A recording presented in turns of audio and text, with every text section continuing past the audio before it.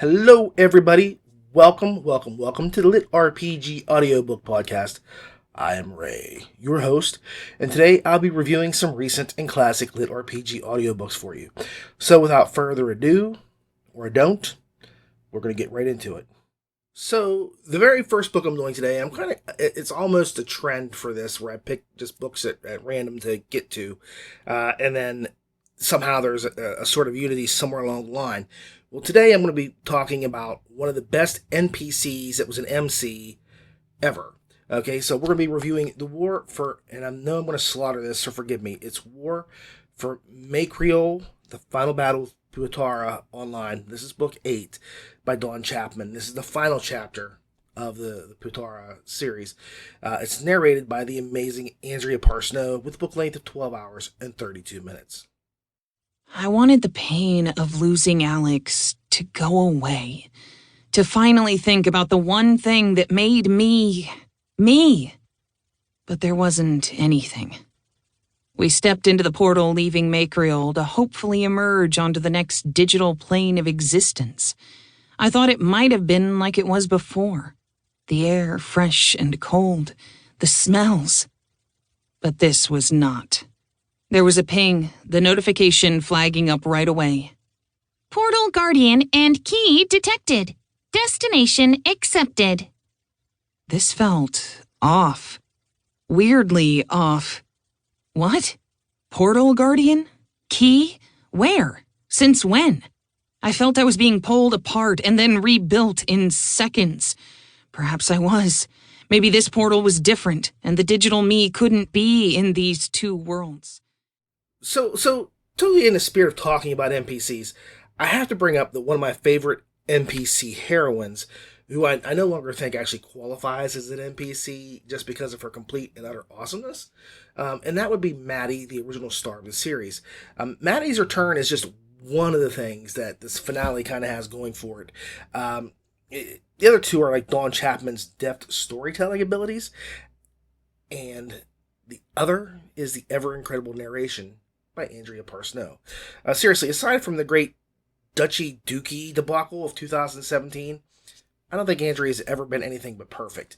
But yeah, we still remember the Duchy Dookie. Yeah, sorry. Anyway, this book marks Maddie's big return. Okay, I know she may have had a little small, but she's here now full time. Only for her to find out that she is not alone in her quest, but that she also has Aquila, Lila, Dahlia, and Jessica to kind of help her take care of business. So this is the culmination of all the preceding novels, and it brings them back together in a very nice, cohesive storyline that can't help but grab your attention. And it really does. It sucks you right in. You are pulled in immediately. And I don't know if it's because I've been waiting for Maddie to come back for so long, Dawn. You've just been teasing and teasing with so many books that weren't Maddie, and now we get Maddie back. So I'm happy for that. But anyway, you get into it, and it also has it's been a very unique series. It started out with one MC and then kind of blew up into adding more players and other MCs to stand alone. So it was kind of like, this is the series, this is the MC, we're going to do this. But before we get to this point, we're going to add in a couple of other side stories, and that's what it was. It was a couple of like, okay, we need to have these three sisters and then this person, and all this stuff happening all at once to kind of get to this point where we're at right now. And it was kind of new, and it played out pretty brilliantly. Sorry.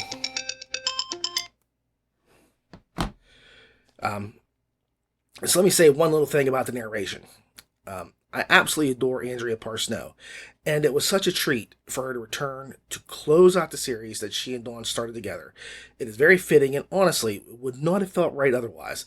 But I would have really loved to have had the other narrators, or at least one of them, come back to voice their characters, one final time. Like, for example, Annalise Renee would have been brilliant to have snuck in a cameo, as would even Susan Barbetta, who did just as many of the Puatera books as Parsnow. And I realize that monetarily this just is not possible, but I don't want to give up I don't want to give up that hope that sometimes it's just cool for somebody to come in and say, hey, I'll do like the 10 lines or 12 lines or whatever it is that they're going to say, or however many lines it's going to be, and just do that. Because that's just awesomeness. That's just really awesomeness. Maybe work for scale for that thing, but just for the fans. But that's just me wishful thinking. I know it's not realistic. Militarily not possible, but I do want to give a tip of the hat to the other ladies who kept this series going while Andrea was elsewhere. And although I have to say, I keep saying Maddie solely as Andrea's character, it was pretty fitting that she came back for this point, because Andrea owns Maddie as far as I'm concerned. I had hoped that she would come back to close out the series, but I had no idea she would. For me, Andrea is a conundrum. I mean, honestly, she's like Mary Poppins. She's practically perfect in every way, but every time I listen to her, I hear something new. She continues to improve and evolve as a narrator, and she simply just blows me away every single time she narrates. I mean, I really love to listen to her. So, her doing this was just awesome, and I can't find a flaw with it. It was, like I say, Mary Poppins-ish. It was practically perfect in every way. And I'm not talking about Mary Poppins Returns. I'm talking like the original Julie Andrews Mary Poppins, not the suck Mary Poppins. Chapman has played some cards very close to her chest, because you'll be really surprised who the big bad is at the end. There is a change in perspective as we bounce between Maddie's POV and that of Lilla. Now, spoiler, we don't get a happy ending. We kind of get one that's tangled up in real life, something that doesn't come with a clean fairy tale type ending. Even though there is a resolution to the problem that could be kind of considered fairy tale-ish in nature, it's really not. In other words, Lila manages to have resolution, but if you have to ask if it's something she can live with. And I kind of like that a lot, because it's a tough call. She makes a tough choice. She makes a tough call. And I don't want to spoil anything, so I can't give anything away. But I like books that don't just wrap everything up in a neat little bow and pretend that the real world doesn't exist or it has emotional cures, because it doesn't. There are no emotional cures for anything.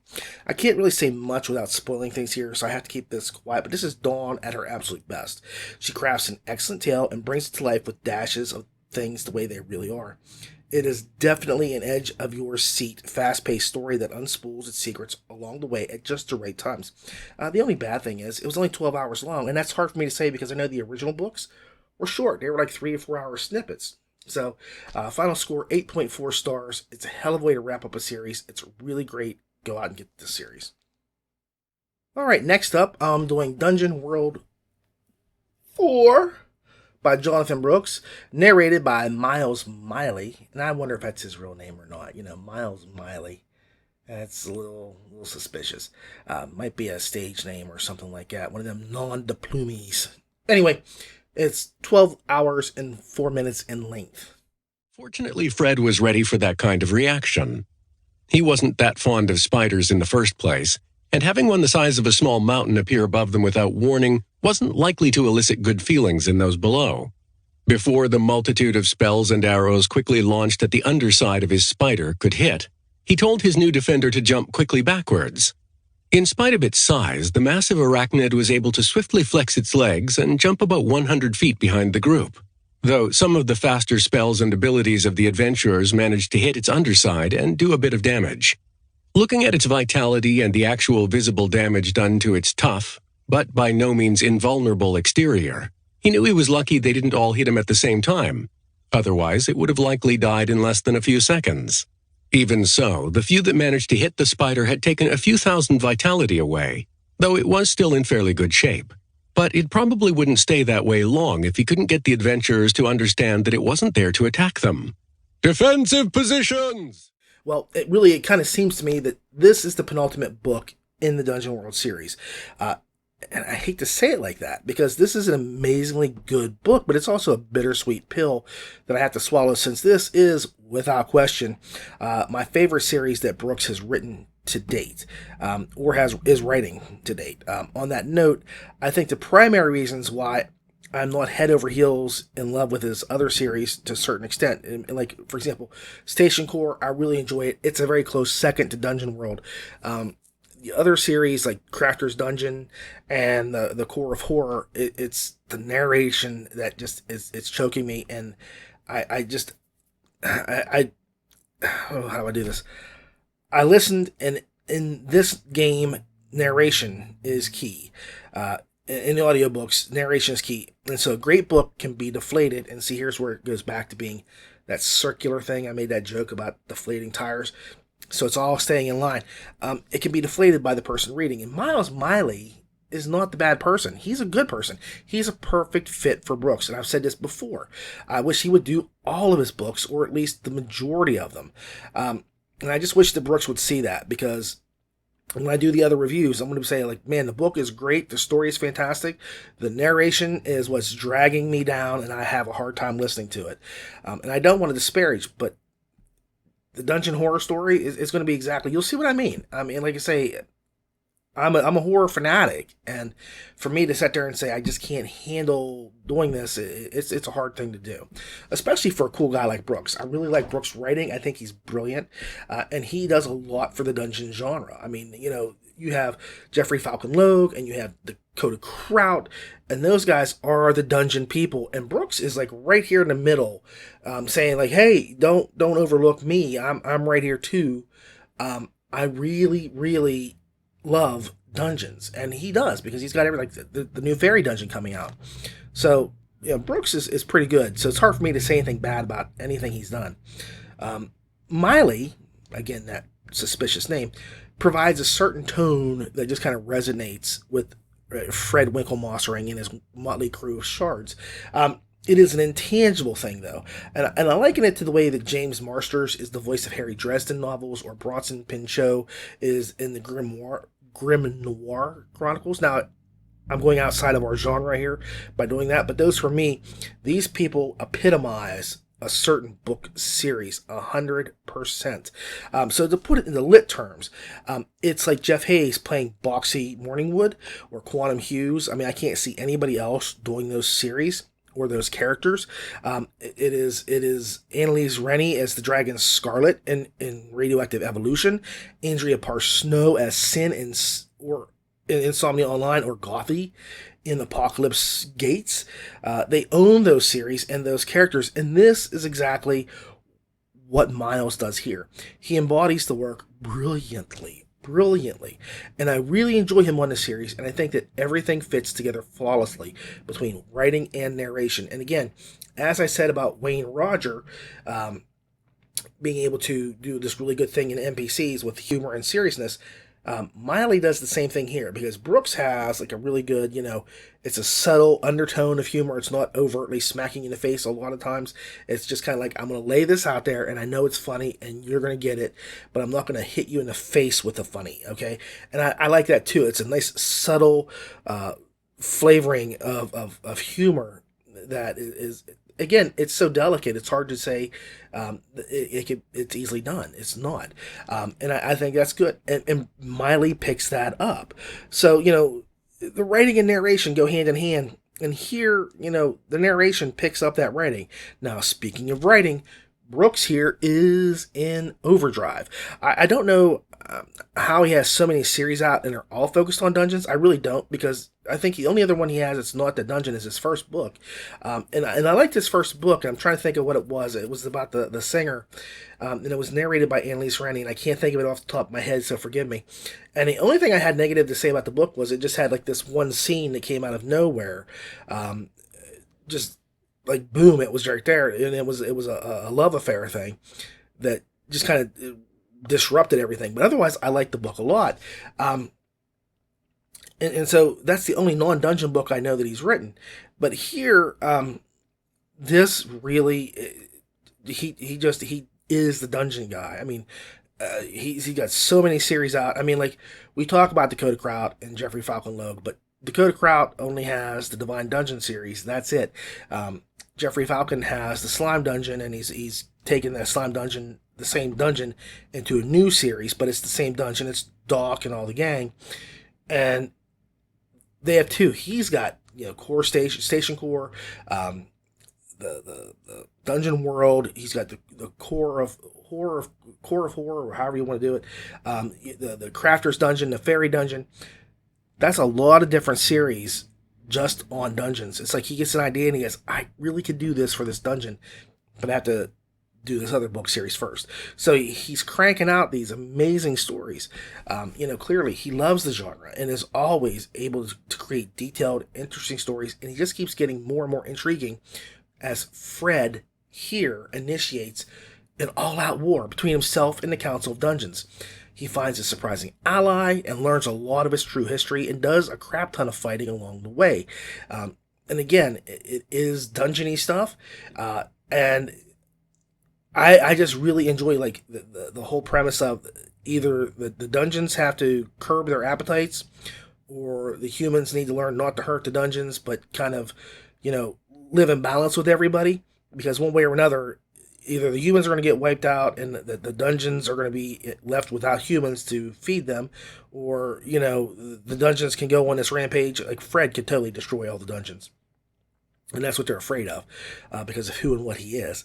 And that will wipe out the dungeons, and then the humans are going to be suffering for it because their whole world economy and lifestyle is based on this dungeon existing, going out there and looting and coming back with stuff. So they need to find a balance. This is about like trying to say, here's where we can work together in a symbiotic relationship and not a parasitic one. And that's pretty cool. I enjoy the whole story a lot. And I think that Fred, as naive as he seems, has a bigger plan in mind. He may not realize it, but I think Fred has something cooking all the time, and he's always laying groundwork without realizing where he's going until he gets there. And then he's like, oh yeah, I absolutely could do this. So anyway, this is a book in which Brooks really shines as he manages to give every character screen time, so to speak. We highlight Fred's virtues and flaws and instill concerns that the dungeon here. The dungeons have over what Fred represents without making it feel like fluff and filler. When the dungeons worry, they worry for reasons. And when they get together and talk, they talk about important things. There is no waste of space here at all. The story is set at a very nice pace. It is tempered and doesn't seem to run in spurts made up of action and then events to advance the plot forward. I really think that Brooks is an incredible writer, and I don't understand why he's not a bigger name in this community. The man has multiple series, a record of excellence, and is highly active. He really should be like banging out the bucks on Amazon. Like he should be like a top seller, like in the top 20, when it comes out, when his stuff comes out. And I think he'll get there. I think he really will. Just right now, he sort of feels like a big dog in the corner that no one sees, and they should, because he is that powerful. I mean, he's getting himself a nice set of series in the background. I know that it was like, 20 to 50,000, 20 books to 50K. And he's already well on his way to making more than 50K a year. I can tell you that. Right now, he's just one of these people that's just on the verge of becoming like, okay, he's huge in the community. He's becoming a touchstone for dungeon-based novels. Anyway, my final score is 8.4 stars. The book does everything it should and goes a step better in most cases. And as we're getting near the end, and I hate to say it, we're getting near the end. I think Brooks basically says the next book is the final book in the series. It is also revealing a lot of secrets and surprises about the world and Fred himself. And so, we get all these revelations, and it's going to culminate in something really great. I can just see this happening. The revelations that Fred gets are shocking, and yet they help define his character as he adjusts to the truth of what happened to him and his family. Can't wait to see how Brooks ends this series, even though I hate to see the series end. Yeah, that's just the way it works. But final score is 8.4 stars.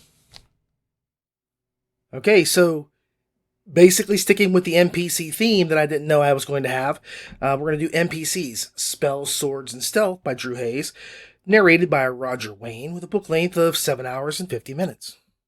Eric packed a small bag of essentials from the modest farmhouse where he lived. He'd only had it for a few years, finally earning enough money as a guard for the local mayor to move out from under his mother's roof. He wasn't a particularly adept guard, in truth. The goblins had slipped by and taken Gabrielle no fewer than 3 times on his watch. In fact, were it not for his and Gabrielle's childhood friendship, the mayor likely would have dismissed him long ago. Thankfully, the mayor knew his daughter had few friends, so he'd deigned to keep Eric on the payroll, quasi-ineptitude and all. Eric slung the knapsack over his shoulder and adjusted his armor. He was already exhausted. Sleep had eluded him the night before thanks to his bone-quaking levels of worry. Eric slipped his father's old sword into its sheath and checked his reflection in the mirror. When he'd become a guard, Eric had expected to see himself the way he saw them, heroic and stalwart, warriors in their shining armor. Instead, he thought he looked like a child playing dress-up. So I listened to this book a long while ago, and I tried to figure out if I should use this as my Is It Lit spot, or, just run with it or whatever. And I finally decided that this actually qualifies as being game lit. And this is my call. So if you don't feel that way, I'm sorry. But the characters are NPCs who recognize that they are completely different from certain types of people. In other words, the PCs, not politically correct people, the player characters. And they realize that they are not alike in many, many ways. The other characters have advantages that they don't have and can do things that they can't. And so when they come to this realization, they have a choice. Basically, everything they know is going to be destroyed unless they pick up a quest that the PCs that failed the quest get finished. So in other words, PCs came in, they failed a quest. That's going to result in the Mad King destroying everybody in the area, and so they can either pretend to be the PCs, or they can just let the Mad King do his thing and just do what NPCs do and get wiped out. And so they decide to pick up the pieces and try to pretend that they're the PCs. Anyway, this is really like one of those books that I really kind of enjoy because it's lighthearted, but it's tempered with a gravity that keeps things very real. There are consequences, and the NPC's actions are not promised positive outcomes. For example, the NPCs here have to actually act as if they are the player characters in order to stop horrible things from happening.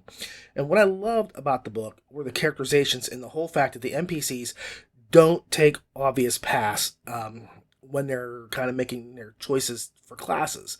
They have paths that they could take, and they, what you would say, okay, clearly the groundwork has been laid for this guy to become the fighter, this one to become this one to become that. And of course, Hayes flips it. And of course, once he starts on that path, you kind of say, okay, well, I know none of them are going to be what you expect them to be. And that's fine, because it's not a surprise at that point, other than the first one. And I'm not spoiling anything in that, because it's pretty much a boom, boom, boom. Everyone does it. So it's not like one says, well, hey, I'm a fighter, so I guess I'll be a fighter. That's not what happens. Okay. And that went a long, long way with me. Also, there was an initial reluctance on their attempt, on their side, to attempt this gambit, to pretend to do this. And I think a real NPC would feel that way when faced with altering their roles. I mean, they make very hard decisions, and they deal with problems that those decisions create somewhat humorously. I mean, it does. It's a crazy situation, and they roll into it pretty quickly, and it's not like it's all just gloom and doom. It's done in a nice, funny, lighthearted way most of the time. It's not to say that their fights don't seem realistic or aren't dangerous. They are. And that's important, because this book could have just been a straight-up joke. It could have been, or just supremely serious in tone. But Hayes manages to keep a nice balance in the story, and it works like a well-oiled machine. The characters are very interesting, and they have vibrant personalities. They act like real people who are put into a situation that's beyond their control, and they roll with whatever fates deals them. It is an interesting bit of footwork that they actually do when they finally realize what is going on with the magic items, and it was like a heck of a ride when they start fighting demons and things, and they kind of figure out what's happening. They're really, really slick with that. Roger Wayne narrates, and he's not to be confused with Wayne Rogers from MASH fame, because he died in 2015, and the book was released in 2014, which made it possible for him to have done the narrating, but he didn't, because well, anyway, you're confused yet? Not as much as I am. I don't have circular reasoning. My circular reasoning is more like a tire with a slow leak variant of reasoning. Anyway, Roger Wayne does a really nice job. He makes every character stand out, although you just kind of have to love his voice for the gruff old barkeep more than anything. You really do. And he does a great job of keeping the humor funny. And that's crazy when I say that, but the funniest line misspoken falls flat every single time. I don't care how great a joke it is. If you don't tell it right, it ain't funny, folks. And that's the thing, right? When I talk about the writing would be funny if the person hadn't read it, those are the kind of things where I say, yep, that's it 100%. The writer is funny, but the narrator is not. And there are times where the writing is not funny, but the narrator can make it funny. He can actually improve it, or she can improve the book with a little bit of a twist or a tweak in the way something is said and make it better than what it was really done in the original writing. So, Wayne does just that. He keeps us just right on par with the way that Hayes has things lined up. It's pretty good. And believe me, the thing is the story is more of situational humor in nature than one-liners flying every 2 minutes, okay?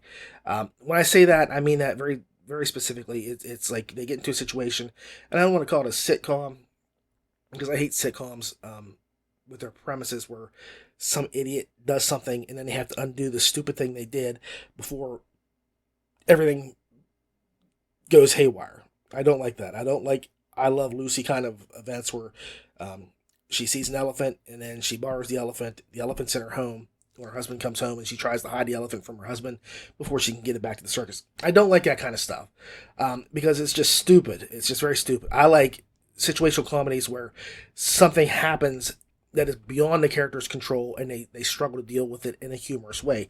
And that's here. Conveying situational humor with just your voice is not easy. And Roger Wayne does that. Personally, I think it was pretty smart to do a series based on the viewpoint of game characters that you never really think about. Now, sure, nowadays, NPCs seem to be getting some sort of attention with the film like Free Guy, coming out starring Ryan Reynolds, which is where, an NPC in a video game realizes he's an NPC in a video game. But Hayes was ahead of the curve on this, so I give him a lot of credit. Either way, the book has a huge following. I mean, just look at it. I mean, I don't go and look at reviews, but when I clicked the book, it was like 700 reviews have been listed. And that's a hell of a thing, because people struggle to get 50. They struggle to get 50 reviews. 700 plus reviews, and it's like a 4.5 on Audible.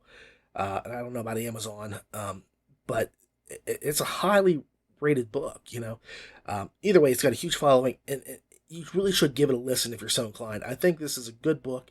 It's enjoyable. For me, it was 8 stars. It wasn't blowing my mind away, but it was really good. It was decent, and I really enjoyed it. But I didn't go, whoa, well, mash me up and throw me away. It was good. It was good, and it was inventive and creative. So I say 8 stars. All right. So next up, we're doing Pathways. This is our Soundbooth Spotlight, by the way. So for the Soundbooth Spotlight, we're doing Pathways, the Dark Elf Chronicles, a book of 3 by Dave Wilmarth. He's very killy, though.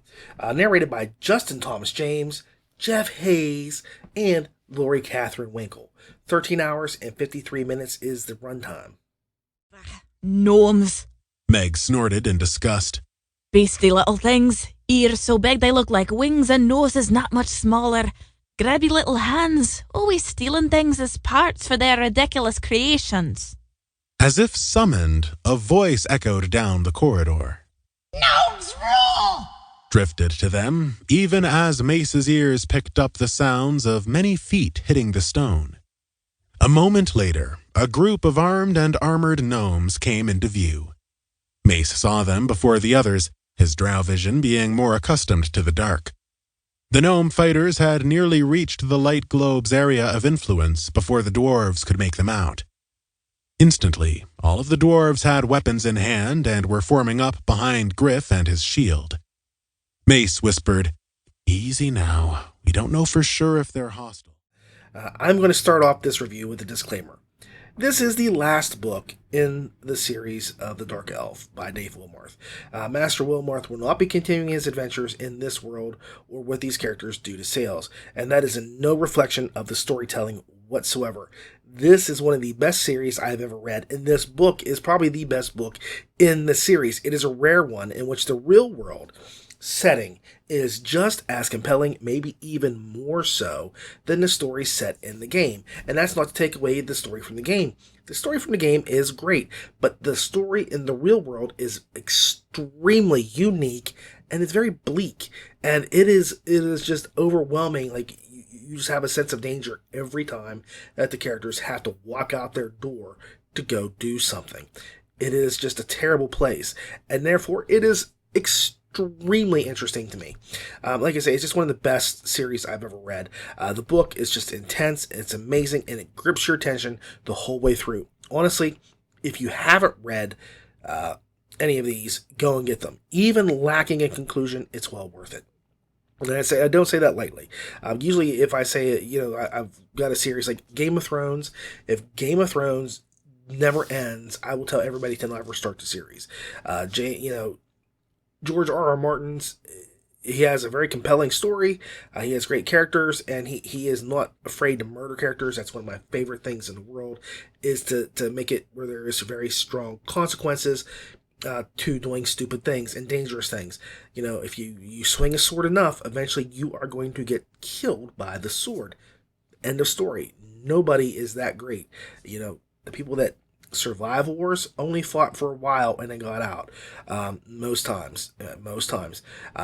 But this series is so, it just takes you away. You can't help but want to read it. Honestly, that's the truth. Please, the only thing I do ask is don't contact Dave Wilmarth and beg him to ask a finale or pen something or do whatever. I know this is bold words from a one-eyed fat man. There's my other eye. But who basically did the same thing I'm cautioning you against now to Charles Dean in his Bathrobe Night series when that book series ended.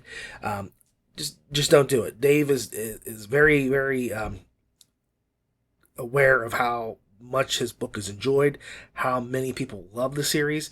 It's just not enough, and it is not justifiable for him to go forth and do this. So please don't ask him to do more. Don't ask him to write more. If the books suddenly get an upswing, in other words, people go back out and start buying the book or reviewing and getting the book into a sales point, that might actually do it. That said, DE3 really does begin to blossom into what is a rough and tumble world of survival that can be very heartbreaking. And by me saying that, I mean, like, just look at the mother-child scene, the adventure. I mean, the MC setting himself up as the ruler of a new land. That is just, it was just exciting and fun to watch that. This book is like being in a knife fight. There are some quick cuts that are quick and painless. There are others that drive in so slowly that when you finally feel it, it is in far too deep and it is way too late to do anything about it, because that's the feels hitting you. They twist that knife at the end there. That's when you get hit in the feels. Then there are stretches of furious flurries of strikes and parries that are fascinating to behold. No matter what you think, this book is very fun. And no matter what, you're coming out of this bloody. You're not getting away from it. You're not. You're going to come out bloody. That speaks a lot to Dave Wilmarth's writing style. He knows what buttons to push, aka Dakota, and when to hit them. He creates very vibrant characters that you connect with very easily, which is scary, because in his world, no one is guaranteed a tomorrow. Nobody. And see, honestly, if you want to know my vision for book 4, it is everybody gets wiped out. This is the way I look at it. Realistically speaking, everybody would be wiped out eventually. It just has to happen that way. There's no escape. The outside world is too outside, and there's too much out there, and eventually, no one makes it out alive. Nobody. So that's my vision for the series. So you probably don't want to hear me, see me take up that kind of a story. Dave would probably have it a little bit nicer, but it would have a very bittersweet kind of flavor to it.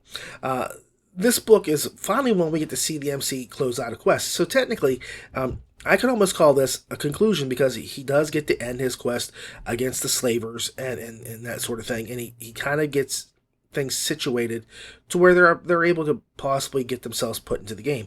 So it's just kind of a bit of a cliffhanger, but not. And again, I'm not giving spoilers away for anything, but you could probably say this is a satisfactory ending. If it's going to end right here, it's better than if it had been book 2, which was an incredible book. I don't understand why the series didn't just go right through the roof. Also, the dangers in the outside world there are getting a lot more dangerous for the survivors, and there's a few more close calls. And that's the saddest part, because we were getting some of really the most intense writing in a post-apoc world that you could get. I mean, honestly, it is very, very sincere, and it's very heartbreaking and heart-wrenching. There's things that the MCs want to do and they feel they should have done, and maybe if they had acted earlier, things could have been different. It's hard to say. It's really, really hard to say. But the fact is, it's very heart-wrenching, and it's worth it. It is a very good, organic style of writing, because it really hits you home. Now, as a certified SBT product, we get several incredible narrators to help us board up the doors and windows against this zombie apocalypse. And the first is the man known to the world as J2J, or Justin Thomas James, the man with the voice so smooth that bourbon cries on chilly nights just to hear him speak.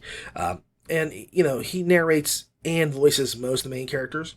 I am personally a huge fan of Justin. I just think he can tell a story, and he can be funny and witty, as well as serious and sincere, and that goes a long way.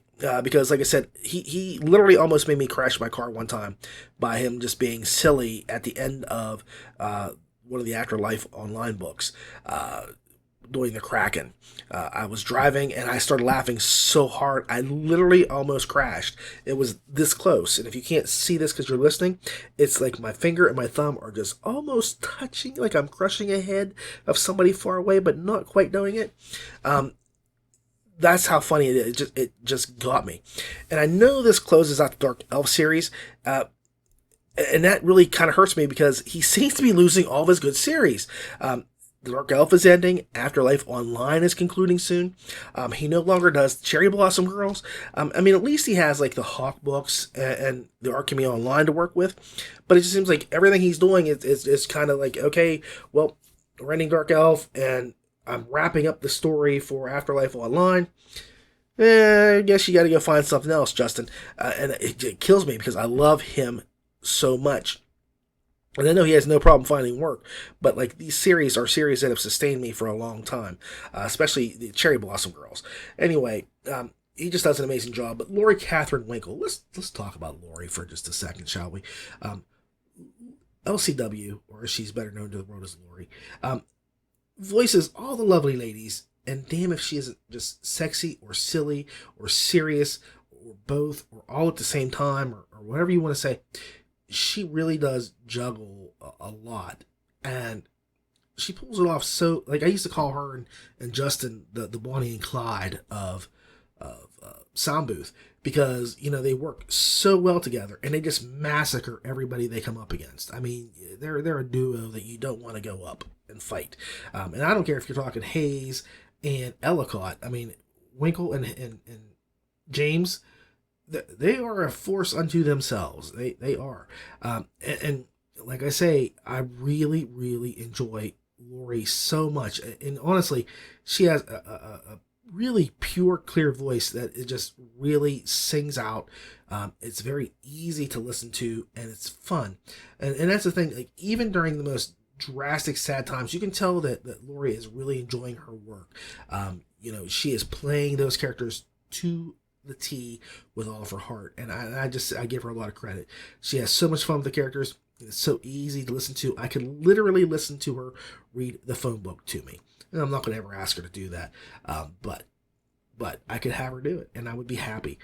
Jeff Hayes, he leaps in and plays a few minor NPC roles, and I like that he does that, because I've always said Jeff is my favorite narrator, and I'm always overjoyed to hear his voice, even if it's a limited engagement, however it is.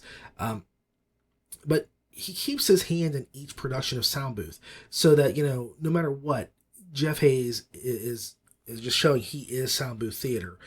He is the guy behind it. He is Soundbooth all the way, and he does everything he can to make sure everything comes out perfect every single time. And like I say, with Jeff, and I know he considers himself a Muppet voice guy. He's not. Jeff, and like I say, no matter what you think, he can play as serious, or as silly. And I have never heard anybody be able to fast talk so well, because I could not do it. Like when he plays Quantum Use, just as an example, he fast talks so well. I can barely keep up and believe that I can follow along, because it's just that funny. He is probably one of the best narrators I've ever listened to. I just love everything he does. And like I said, this is a sad book to see end, but it's really well worth the journey. And again, don't hold it against it that this is the final book in the series. I always hold out life. I always hold out hope that life will spark anew. You know, like you talk to Blaze Corbin, and he's like, well, I'm waiting for, you know, Secret of the Old Ones, the Luckstat strategy, to pick up a few more reviews before I do this. It needs to hit X number of reviews, or I need to do this. And it incrementally is getting to those points. Because word of mouth, people say, man, go check out Luckstat. Go check out, you know, SOO. You won't believe how great it is. And it is. It's a very well-defined, very distilled story told in 50,000 words that just incredible. And I think the same thing here. This is not a 50,000 word book. This is a serious, full-blown series, and it grips your imagination. And I just think that you need enough people talking about it and getting it noticed and out there for it to do what it needs to do. And I would just wish that, like, the Shadow Sun would carry it along a little bit more than what Shadow Sun has done, because Shadow Sun is an incredible series, but it has not bolstered the sales of Dark Elf. And so what will happen now is like Dave will start a new series to kind of offset, like, you know, so when he's ready to end Shadow Sun, he's got something else to fall back on. And I really appreciate that, and I look forward to anything that man writes, period. You know, if he was writing a letter to his grandmother, I'd be like, can I read that first? And actually I'd say no. Can I have that? And I'd take it, and I'd give it to Jeff Hayes and say, Jeff, can you read this for me? And Jeff would be like, sure, Ray, because, you know, we're such tight pals. Anyway, and, you know, I do have Jeff lined up to read my obit. That's the only thing I've ever asked Jeff to do for me, is if I ever die before him, I want him to read my obituary. And any other narrator that wants to come in and do that is more than welcome to do that and join in. But I really want Jeff to do my obit more than anything. But anyway, this is just one of those things where Will Marth is such a good writer. Like I say, a letter to his grandmother would be perfect for me to listen to. So, you know, I'm going to say it again. Get this series, pick it up, listen to this book, tell your friends, tell your neighbors, write a letter to Congress, and get it out there, because if it does well, he may come back to it eventually, depending if it picks up enough steam, just like Luckstat is doing. So get out there, spread the word, and make this thing happen. That's all I ask. I don't ask a lot for life, you know, like breathing, eating, and then getting more of Dark Elf. That's it. So go out. Final score, 8.4 stars. I'm going to miss this book. I really am. It's sad to see it end, but it's so well worth the journey, and it's time for him to close it out. So don't bug the poor guy. Don't bother him. He will get back to it as soon as we make the sales happen. So, you know, that's our Soundbooth Spotlight for the day. Thank you. Well, folks, that's the show for this week. I really do appreciate you watching, taking the time to listen. If you want to support us, as always, you can like the LitRPG Podcast Facebook page or the YouTube page, or just share and like the video. I sincerely hope you've enjoyed our time together. I always do. Please leave comments or suggestions in the comment section below down there. That down there, Gilbert. And feel free to tell me whatever you like. I enjoy the feedback. You can also follow us, as I say always, on Facebook, Twitter, YouTube, iTunes, Google Play, and Stitcher. You can also follow me when I walk my dog or drive to work. Otherwise, I don't go outside, and I don't recommend trying to follow me because I am armed and carry. Now, one last thing before I go. I do want to say one thing. A while back, Annalise Rennie posted a few rules of book reviewing, and I thought, man, this is really smart, and it needs to be said. And I'm going to kind of truncate it down to a couple things. I'm going to condense it. The first thing is reviews can be as simple as, love this one so much, can't wait for the next. And it doesn't even have to be spelled correctly. You just have to say, I really like the book. Here's my star score. And it's a good book. Go get it. That's it. That's all you have to do. It's very simple. Next thing, authors need reviews on Amazon. That's my William Shatner imitation. I don't know if you like that or not. To get better placement in their algorithms. And the crazy amount of other things that you wouldn't believe.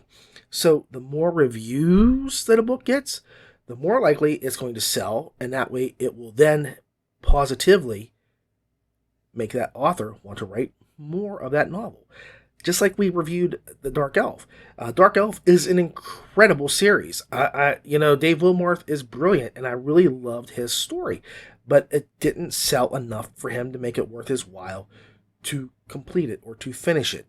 And that's, I will say this. I give a lot of credit to Lavelle Jackson, whose Varnoth series isn't going gangbusters.